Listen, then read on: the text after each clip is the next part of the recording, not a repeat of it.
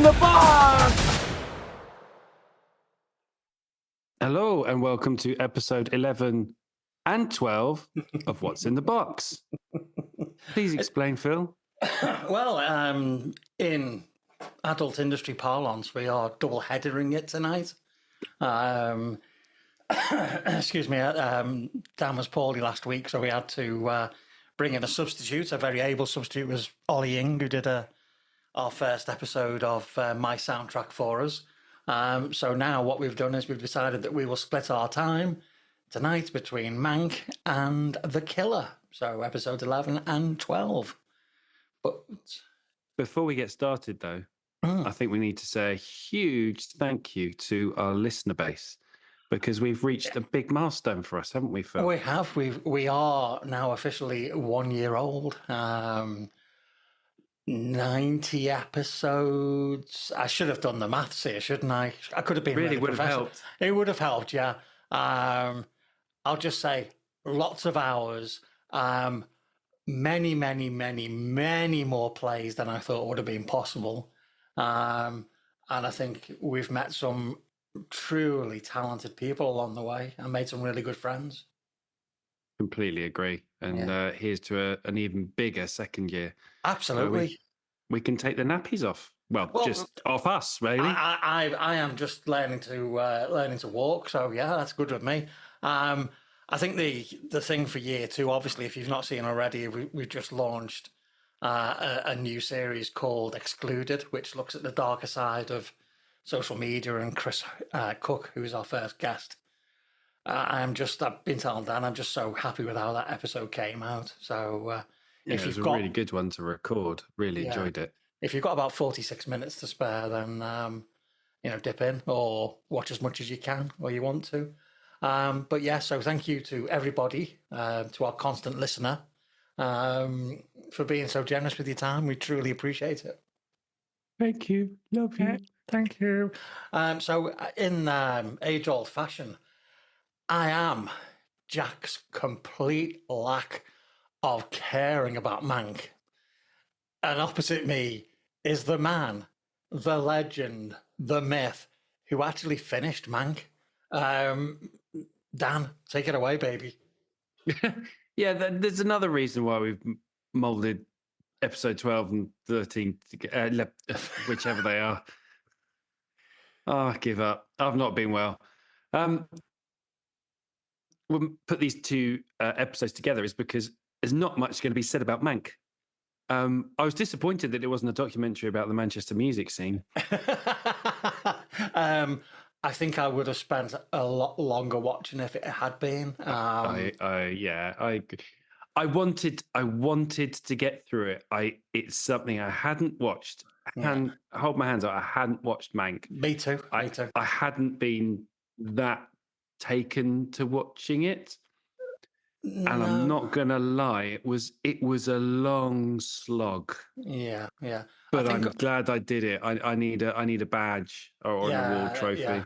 I think on paper, I think if you look at Fincher at the top of the page, and then the talent involved in that film, I think if they just put that in front of me and not told me what the story was about, I would have signed up and said, yeah, I'm definitely up for this.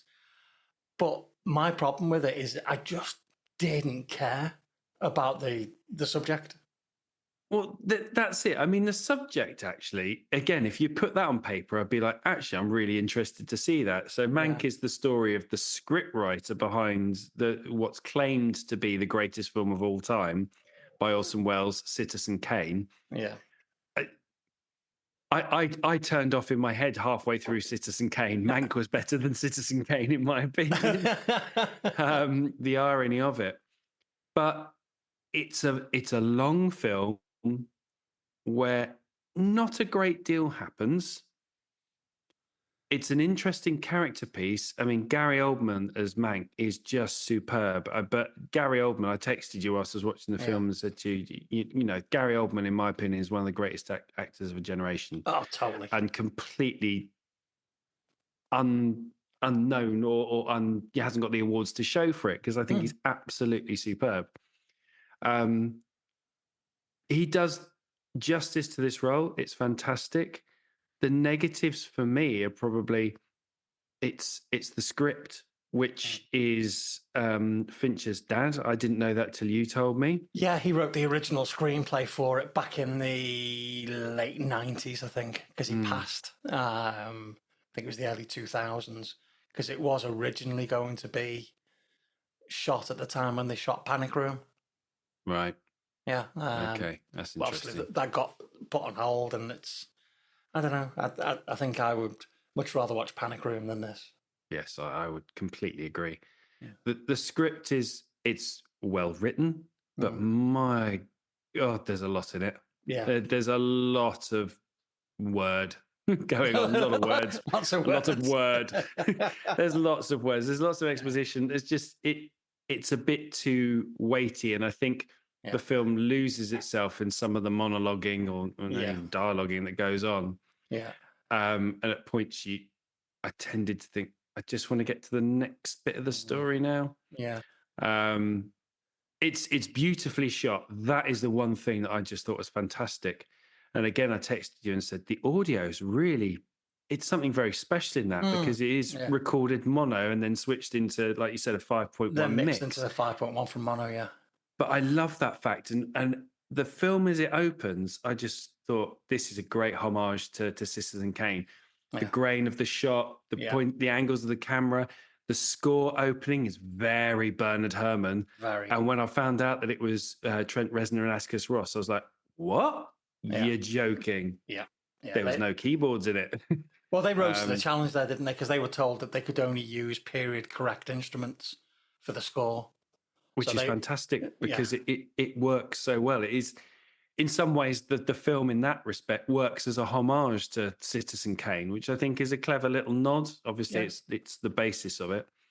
And whoever does the voice for Orson Welles, brilliant. Yeah. That was a great bit of voice casting. Yeah, I did actually find out who it was at one point, and like my care about Mank, it evaporated. I just, there are plenty of films out there that are wordy, but though they're the right kind of wordy, and I just it sounds strange saying wordy, but I just found it was boring. It was beautiful to look at, excellent to listen to. Thought the music was fantastic. I thought Gary Oldman was absolutely on par, but I just didn't care. That's it. At the end of the day, if I went to the cinema to see that, I'd be even more disappointed. Yeah. The fact it sort of buried itself on Netflix because there was fanfare about it, and then it disappeared very, very quickly. It got 10 Oscar nominations. I know. I can sort of understand because I think I texted you this at the time. It's a film about Hollywood, so Hollywood's going to like it. Look at La La Land as a prime modern example. Whoa. Don't go look at La La Land. Say, look at La La Land. La La Land is a fantastic film. Anyway, it's that sort of trigger for Hollywood. They love a film about Hollywood, and that's fantastic. So that's why it's going to have done well there. Yeah. And it's a good film. It is a good film. I think it could have been a lot shorter. Yeah. I think there are certain elements that could be completely cut from it. It's a good film. It's not one of his best. I would put it right down at the bottom of the list, to be fair, of his output. Yeah, I think it was obviously a passion project for him. And I've got nothing to substantiate this, but it was definitely a film made for Hollywood. And was it Netflix's attempt at getting into the Oscars? Because it wasn't a typical David Fincher film. He's done talky films, wordy films before. He's done things like this, where he's had to use, real life characters and process. I mean, Social Network's a classic example. And he spanned that into something that was thrilling and enjoyable and engrossing. Not this one. And we can't blame his dad. We can't blame his dad, because as the director, he's responsible for what ultimately goes out there. And I just wonder whether there was a little bit of pressure or nudging. These streaming giants don't really care about quality. They care about the impact it has on subscription numbers. And I think if he'd made this as a traditional film, for Sony or for somebody else, well, he'll never work for Sony again, will he? Not after Dragon Tattoo. But for Universal or another standard normal studio, I think it would have been a completely different film. That's a good point. That is a very good point. And I think, yeah, that's probably hit one of the nails on the head. Is that it's the streaming world. Is that it's quantity over quality, and Netflix are known to be very hands off, and to let directors and producers do what they need to do. Yeah. So I think, yeah, it feels like a film that has not quite gone through the final review process. Yeah. Where they could have gone, that scene can go, red tape through that, red pen through that. Sorry, that scene could go that bit. Let's cut this out. And I think there could have been a theatrical cut and a director's cut, and the version I saw we both saw was very much the director's cut version. I think one thing that, because I watched The Killer again last night, and I'm going to segue neatly into that. I like what did there. I think one of the things about the Netflix deal that I've noticed with Fincher and his output, the title sequence to The Killer is about 35 seconds long. And it's not that good. And we always talk about Fincher's title sequences. This thing is like, get him into the film really, really quick. Yeah, get in there quick. I would prefer it if it just opened straight into the first opening scene with maybe a legend over it, because it felt rushed, and it felt like that streaming thing again, didn't it? Yeah. Well, I mean, Fight Club is in your face. There you go with that intro, but it serves a purpose there. It does. The Mank one's great because it is a homage to that period of film, and it's done beautifully. Yeah. But yeah, I see what you're getting to with the nice segue into our next film. Yeah. So The Killer then. So that came out late last year. Did a very, very small theatrical run. Don't know why Netflix did that, personally. They have to get it in for awards. I don't honestly think, and I'm not going to be overly negative about this film, but I don't think that's The Killer is a film that goes in for an awards. No, not at all. No. But that's their thinking. Yeah. So it's a story of a killer, surprise, surprise, a professional assassin who flubs a job for the first time ever. He's played by Michael Fassbender. And then we have a litany of other character actors that you'll recognise. Tilda Swinton pops up. I'm drawing a blank now after saying you'll recognise names and faces, but that's just my lack of preparation. But what I found, I thoroughly enjoyed this, but I didn't thoroughly enjoy it on the same level as Seven or Fight Club or The Game. I thought it was a really, really decent, solid film. I could pick a load of holes in the plot, and I can pick a load of holes. Do we need to have that voiceover all the way through the film? I'm glad you brought that up. It did my head in. Yeah. But that's for that I think is a hangover from the comic book origin. Yeah, I get that, and I get that you're tipping the hat to the fanboys, aren't you? You're going, hey, see what I've done there. But what about the people who haven't read the comic books? What about the people? You can do a voiceover. The old film noir. It's in Sugar. The new Apple TV series with Colin Farrell in it. Lots of voiceover in that, but it's done, for the right reason for short periods of time. Yeah. Fassbender it's almost every in thought he has, you hear. Fassbender's great in it. He's very stoic, isn't he? He's very still and very stealthy, almost as if he's doing his robot from Prometheus again. That sprung to mind for me as well. But it's that whole the yoga he does and everything. It's like he's a centered and grounded killer. Yes.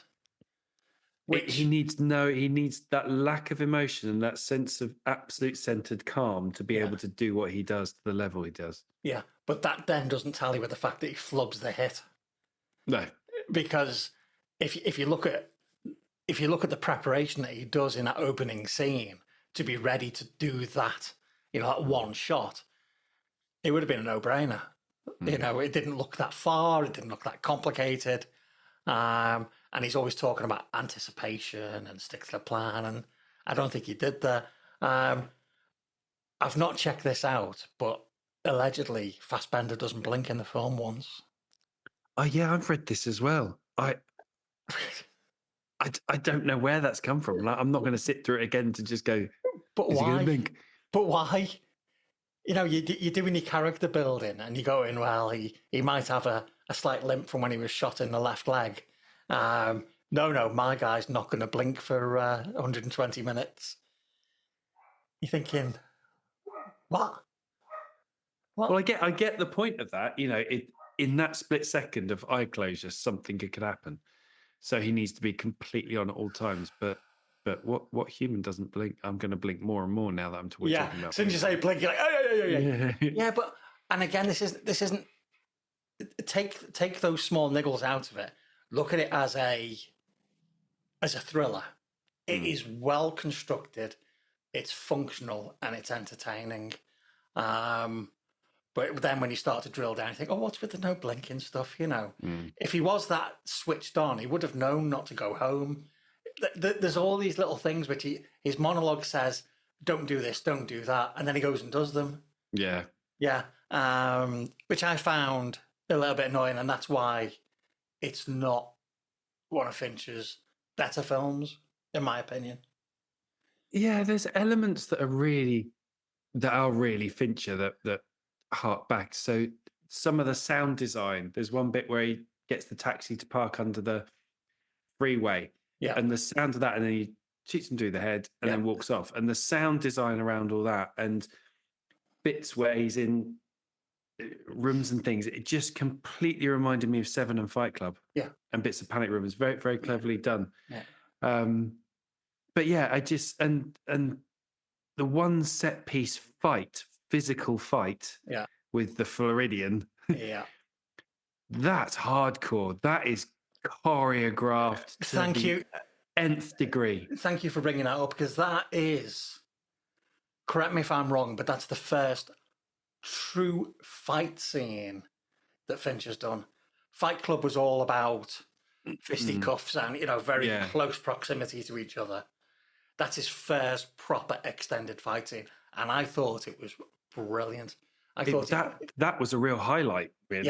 Yeah. It showed that he can actually direct out and out popcorn action. Because that fight was horrific. It was violence brutal. On another level. It was, and it's all you kind of make up for bits of it in your own head because it's done in a very poorly lit house and you can't quite see things that are going on. Yeah. But then when they walk into the bathroom and you could see the damage that's been done to that guy. Oh, Jesus Christ. I want to know where the broken table leg went. I think the blood splatter sort of... I think it might have gone up his bottom. I think it went up the gooch. Right, okay.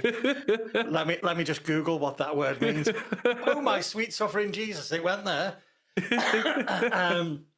But I think overall, you know, if I was to rate it, I'd rate it like a 3.5 out of 5. I think I get Fincher's fascination with Tilda Swinton. Okay, I get it. She was really well used in Benjamin Button. I know you don't like the film, but she was really well used in that. But what was the point of her in this film? She wasn't in it for long.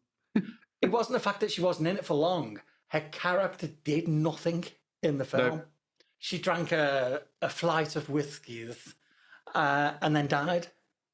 Help a woman up, would you? Yeah. That'll do it. Yeah. Well, I can certainly help her down. Yeah. I didn't mean it that way, you dirty boy. I didn't get why it was Tilda Swinton, because that's a name, and a name brings baggage, brings other roles and quirks of character. You know, if it had been Al Pacino as that baddie, you know, Fassbender would have walked in, sat down at the table, and Pacino would have gone, "Welcome to Al Pacino's." You know, that's what happens with actors. That, you know, you always think of something else they've been in. So I don't know about Tilda Swinton being in it. But overall, yeah. I think she was in it to add a bit of gravitas to that character because it's one of the senior members of whatever Illuminati or whatever they've got going. Yeah. And I think she brings something to any role she does, really. But I can't stop looking at her and just thinking, it's David Bowie. Yeah. Bowie's come back. Yeah. Bowie's come back. Yeah. I could picture her being replaced by someone like Charlize Theron if you're looking at that. I don't think so. Not acting ability, but from a visual point of view. I don't know what my issue is with that. But overall, a solid film. You know, I think it's. I have some concerns that we've had Mank and The Killer, both under the Netflix contract, and both not hitting his top. Subpar. Yeah. Yeah, I think that's fair to say. I think it's fair to say that The Killer, while it's solid, and we go back to this again, it could have been directed by somebody else. But I think going back to your streaming point as well, it seems to be an issue with big name directors going into streaming platforms. Yeah, Ridley Scott with Napoleon on Apple TV. I've still not seen it because I just don't know if I can bring. Well, I want to at some point, but again, it's big names bringing out films that, again, review-wise, didn't do very well. Yeah, is it an age now where studios can sit back and go, ha ha ha, young little streamers, you don't know what you're doing, do you? I think maybe they'll come back. No, or maybe they won't. I mean, Disney Plus, for example, that produces some absolute tosh. Yeah, I think what the traditional studios should be doing now is making more modestly budgeted films. Yeah, taking a bit of a risk, you know, because the opportunities now, the average consumer, if the average consumer is willing to pay a Netflix subscription and swallow stuff like Flight, the Kevin Hart film that's on Netflix, which is a turd of epic dimensions, then, you know, and Hearts of Stone with Gal Gadot, awful film. People are still paying a subscription. So, you know, cinema bosses can go, well, you know, instead of spending 300 million on Guardians of the Galaxy 57, why don't we take a chance with this script over here? It's going to cost us 10 million to make, you know, another million to market. We're going to make a return on this. Yeah. Studio that used to be really good for that was Fox Searchlight. Yeah. But of course, Fox Searchlight is now part of Disney Plus. Yeah. Well, A24 is the A24 is the only studio now which consistently has taken risks and has quite a high hit rate. If you look at Talk to Me, the Australian horror film about the mummified hand that people are grabbing hold of, it was $4.5 million to make that film. It was a critical and commercial smash. You know, that's the kind of things that we should be doing. We should be able to see a lot more lower budgeted, higher quality films. You know, if you give, you know, a decent director a decent amount of money, they'll make you a good film. I think the bigger the budget, the lazier they get. Interesting point. That's me. That's just my personal opinion. So we've come to the end of What's in the Box. So after 12 or 11 episodes, because we've double-headed this one, that's what she said. What actually in the box? Her pretty little head. You do that far too well. I've thoroughly enjoyed doing this. I don't know how many other people have. But, you know, being so passionate about Finch and about films, I've really enjoyed the opportunity to sit opposite you and talk about this like two loonies going, well, I like the colour of his shirt in that scene. I've enjoyed it. It's been great to revisit the early films in his career. Yeah. Because that's from a time when I was young, carefree, had hair. I was younger, lighter, and spriter. Yes. But no, it's been good to go back through those films and sit through some of the turd as well.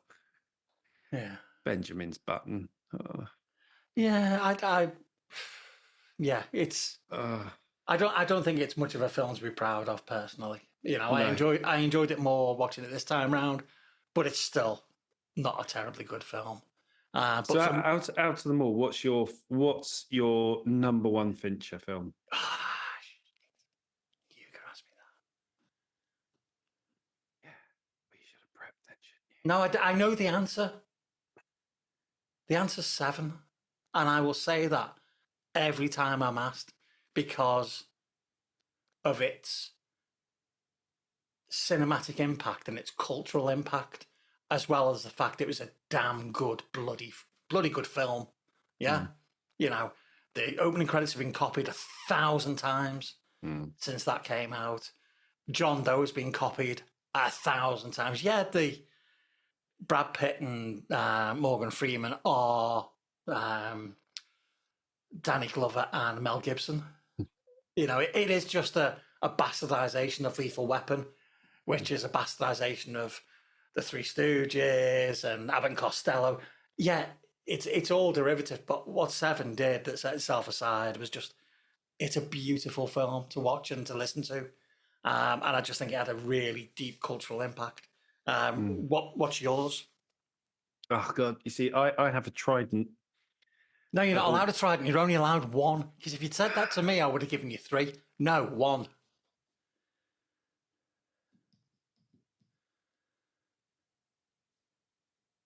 Oh, it's going to be Fight Club. There you go. There you go.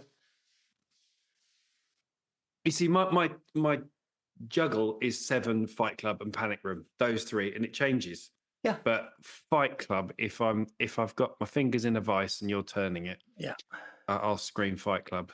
Yeah. And for me, it's most probably the narrowest gap between Fight Club and the Seven. Because, you know, I talked about cultural impact for Seven. It's off the scale for Fight Club. Yeah. I mean, I went from that and I read the book, and then I got into Chuck Palahniuk's books, went through all his catalogue of stuff, and it really culturally, to go on your ethos, it just was perfectly timed at a time when there was a massive shift in sociological norms and you know, big corp and all these sorts of things, the Naomi Klein no logo revolution, things like that. It was just it just got it so well. Yeah. Whereas Seven started a spree of serial killers across the world. They all thought, well, if he can do it, I can do it. I'll give it a go. If Kevin Spacey can do it. I don't think we're allowed to say his name anymore, are we?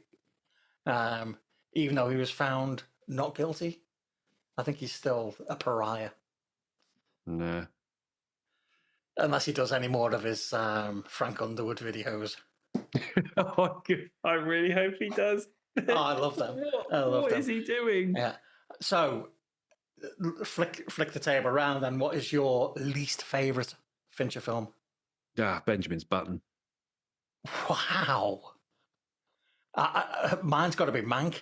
One, I couldn't finish it, and two, I just didn't give a shit.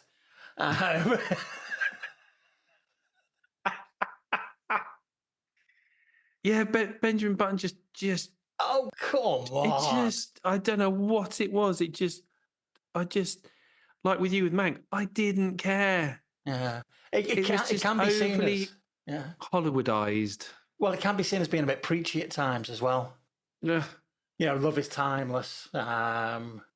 Although maybe that's age consent isn't.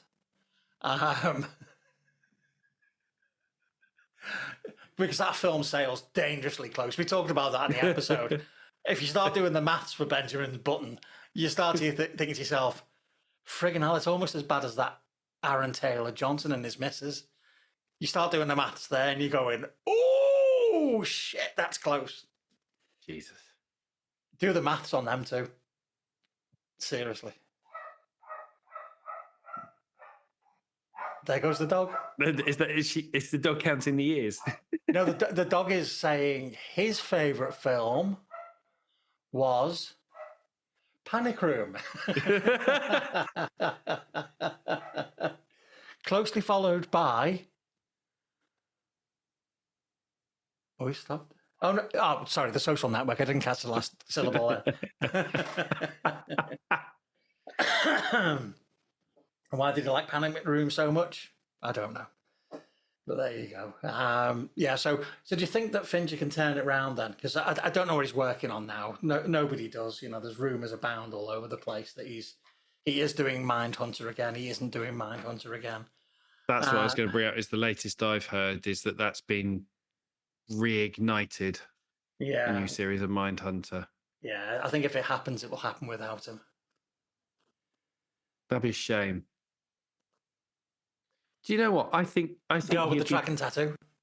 I think he'd be better getting the Netflix deal done. And if he wants to go to a streamer, go to something like Apple, because I think he would get. I think something there. I think could work. If you look over his career, the number of Apple products he's actually shown in his films, I was surprised he didn't go to Apple. Netflix must have really dangled a very nice contract there. He's full creative control, max $100 million budget per film, 4 or 5 films, $5 million a film for him. Yeah, I think anybody would take that money if you think about it. Yep. It's a pity because I think it has reduced his output. It stopped Mindhunter from carrying on, and Mindhunter, whilst not in the cinematic universe, in the TV universe, was one of the finest things that he's done. Oh, it was absolutely brilliant. Yeah, he did his dry run in Zodiac, so he understood that world, and then just went, "Oh, let's just make it bigger and wider and take our time." Good. It's such a good program. Yeah, and really. And the same can be said about the first 2 or 3 seasons of House of Cards, which he was heavily involved in. You know, he set the tone for House of Cards in the first 2 or 3 episodes, which he directed, which propelled it to, you know, an all-time high. Kevin Spacey derailed the whole show, unfortunately. Yeah, he did. Yeah, although he was found not guilty. You know, but he got Frank Underwood out of it, so we should be happy about that. I heard a thing the other day, speaking of Netflix, is that the knock that Frank Underwood does is part. Yeah. I don't think that's true. I think he based it on I'm sure I saw him being interviewed, and it was based on a congressman he saw. Right. Who every time he had something passed in the house or something, he would punch the desk twice. It does sound like the Netflix bonbons, but that would be a bit silly, that wouldn't it? You know. Sorry, the Netflix what now? Bonbon. The Netflix bonbons. Bonbons. You know, it goes back to what we've always said on this podcast, that we will not bow to crass commercialism. You know, no. There's no way that we would accept the bonbons of Netflix to put this podcast onto a weekly schedule on the streamer. We just wouldn't do that. Only joking, Netflix, come and get us. So, it's been a blast. It has been a blast. I've really enjoyed it. I don't think we'll be doing this for another director, though. As much as I've enjoyed it, it's been a chore because it's been homework.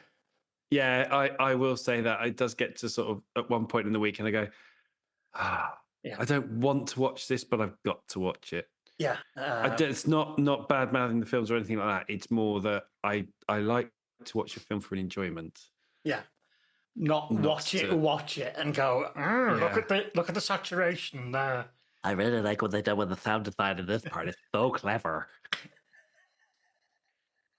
The way when they're wafting the pressure of the air as it goes around all the speakers in the 5.1 system. Oh my gosh. God. That's actually just brought me back. We've got enough time. It brought me back to a bugbear that I had with The Killer. Oh, go on. the soundtrack is only in 5.1, not Dolby Atmos, which it is an anorak level annoyance. But that bothered me.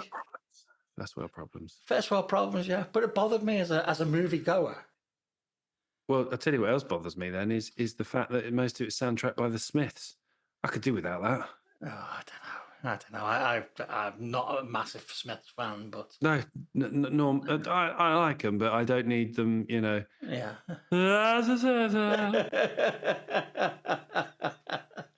Yeah, and he's a bit of a Frank Underwood now, isn't he? Oh, very Morrissey. much so. Yeah. Right, let's not start talking about Morrissey. I have been Jack's total lack of giving one iota of a shit about Mank. Opposite me has been the hero, the legend, the myth, the man who actually got through Mank in one go. So from what's in the box until the next time we never do this again, thank you very much for listening and watching. Thank you. Detective.